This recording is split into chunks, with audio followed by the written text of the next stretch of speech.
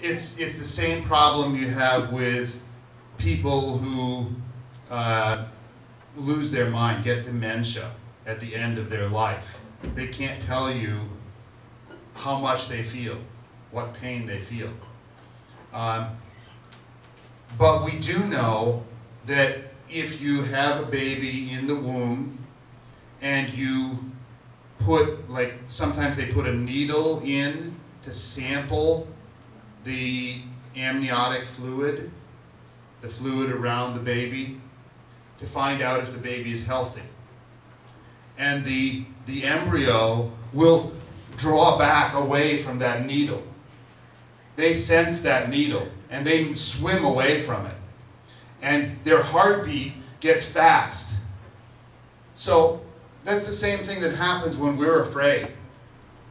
And they do that by at least 16 weeks.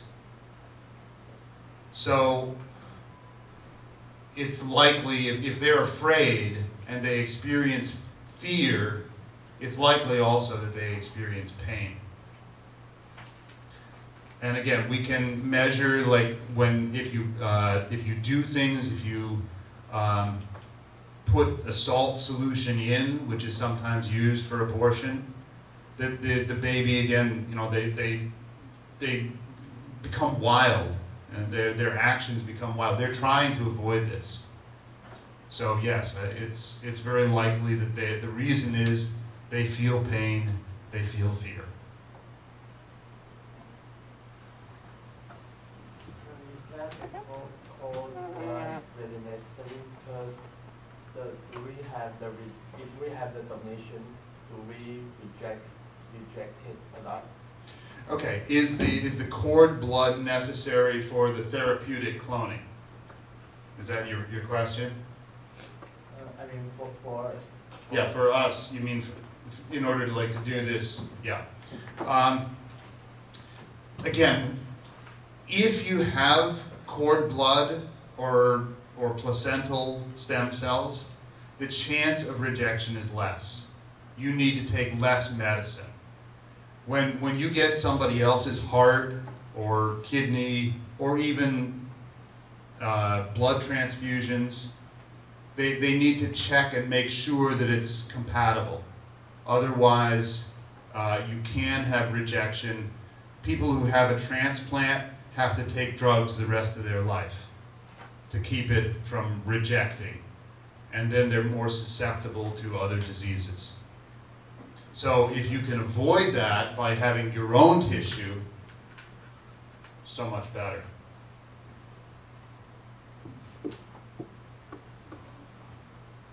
Okay? Yes? In which period do you think the life begins? Which period do I think life begins? It's a very difficult question, and that's why there is no clear answer. I mean, in some sense, life begins at day one. That's when the two sets of chromosomes join. That's when that new individual is formed. And if nothing is done, that new individual will become a child. In some sense, it begins at that point. And that's where the right to life group places it. In some sense, you could say, well, when brainwaves, when we think of end of life as either when the heart stops or the brain stops. So if that's end of life, then shouldn't that be beginning of life? But some other people say it's when the baby can live on their own outside the womb. So that's where the 20 weeks comes in. Because at that point, they begin to be able to live outside the womb with special care. Where do I feel? I don't know. It's not an easy question.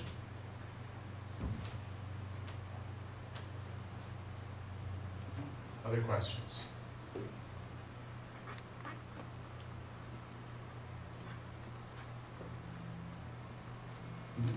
Once the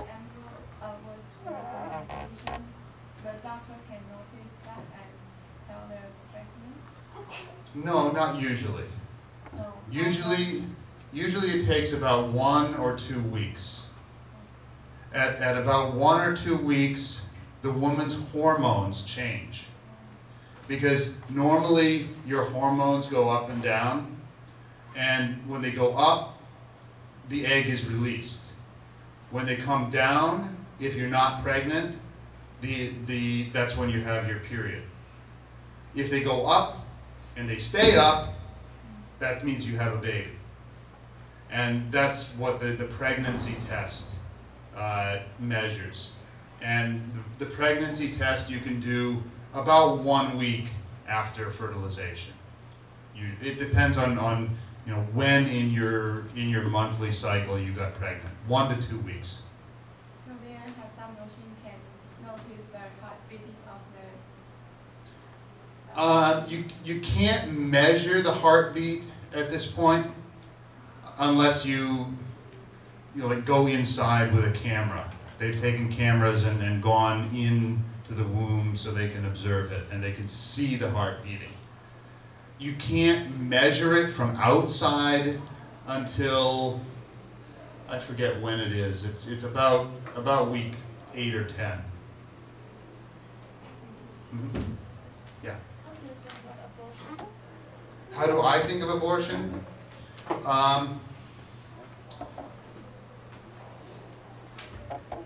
Personally, I think that abortion is killing. But there are some cases where if you have a question of the life of one person versus the life of another person, doctors need to decide. In cases where there's, the life of the mother is at risk, then it's just like other cases where you have 2 people and for some reason only one can live. Some cases of Siamese twins that they try to separate. You deal with the same issue. Is it ever right to sacrifice one person who doesn't have a say for someone else? Some people say yes, some people say no. Again, that's not easy. There are certainly cases where, and I think you probably discussed this, children are aborted because the mother really doesn't want them, and if they are born, they may be abused. But there are alternatives to that. There are more people looking for babies to adopt than there are babies who can be adopted. The problem is, once a mother has a baby, they usually want to keep it, even if they didn't want it beforehand. And even if they don't treat it right, they often are unwilling to give it up for abortion. For adoption. I think that's a better alternative, but it is difficult for the mother to carry a baby to full term and then give it away. So again, it's not an easy question, and that's why it has such a difficult social issue. Especially as we can keep babies alive earlier and earlier in the process. Before, a baby was born, they lived or died, that's it. Same thing at the end of life. Someone had a heart attack, they're dead. You don't have these things where you have to worry about people continuing, their heart keeps beating even though their brain is dead. That was much less common before. So beginning and end of life, modern medicine has made our life much more difficult.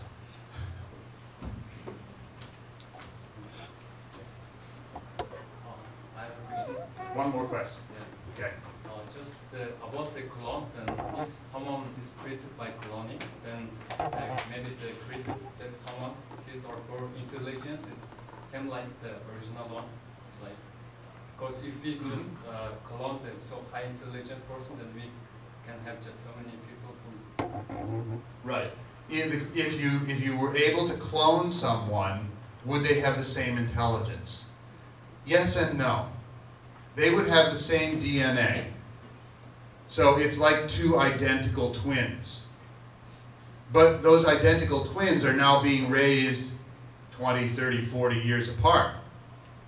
They're being raised in a different environment. Intelligence is partially genetic and partially environment. So there's no guarantee that, just like two identical twins are sometimes very different, even if they grow up in the same house. Because there are other factors involved called epigenetic, outside the genetic. So would the clone be the same? Similar, but probably not the same.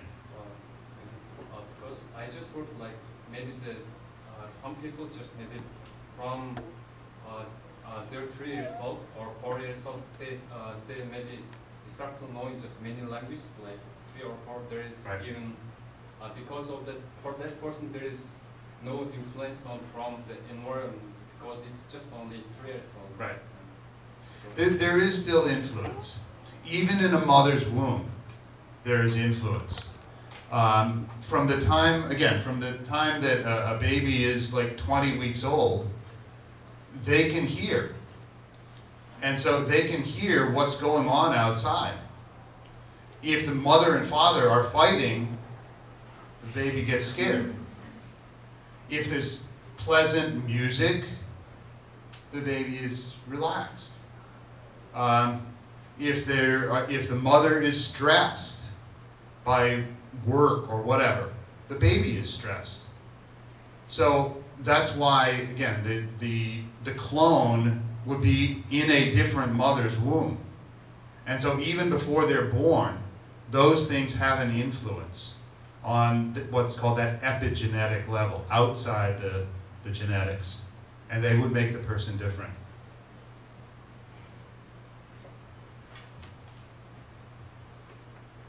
Okay. As a mother, I certainly know when my baby is 3 months old, the baby swims in my uterus. So I can feel the baby comes back and forth and, you know, hit me. And you say, oh, oh. Then you, right, exactly. Then you say, oh. When the little, little hand, little fist coming out, you have to move it. Move it back. Move it back. That's 14 weeks. 14 weeks. Right. It's So not again, even 20 weeks. these are averages, and some people can feel the baby much earlier. So. Yeah. Okay, so we're very excited. Thank you for your good presentation.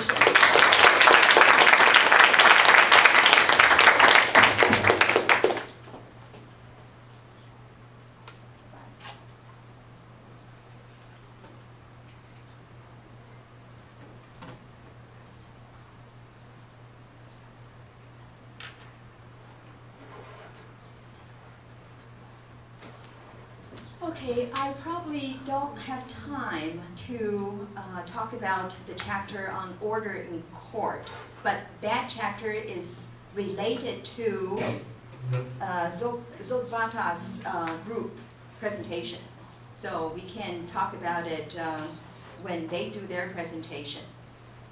But let me address some of the questions and talk about our schedule for the rest of the semester. Okay, these are the questions you raised from last week. What's the difference between he then and then he? Basically, he then is a police register.